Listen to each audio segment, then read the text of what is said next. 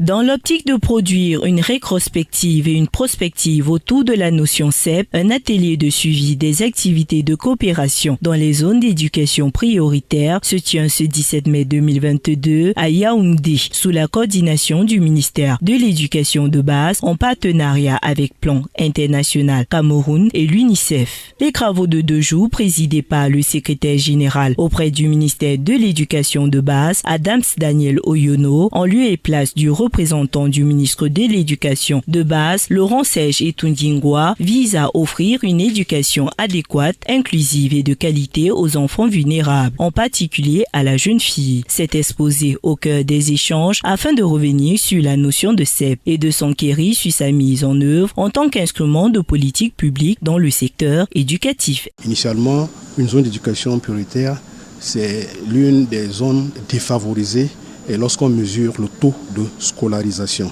Il est question, dans le cadre de cet atelier, de reconfigurer la définition au-delà de la notion intuitive, qui est celle de régler les disparités entre les zones d'éducation. 4 régions sont cibles, à savoir l'Est, le Nord, la Damawa et l'extrême Nord, d'où la nécessité d'évaluer la pertinence de l'approche CEP dans le traitement des disparités d'accès à l'éducation. L'atelier d'aujourd'hui, de ces 2 jours, est là justement pour définir déjà d'où on part.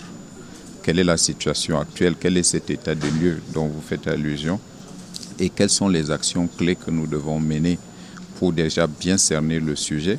Le comité d'organisation et les parties prenantes souhaitent que cette initiative soit suivie sur le plan national et international.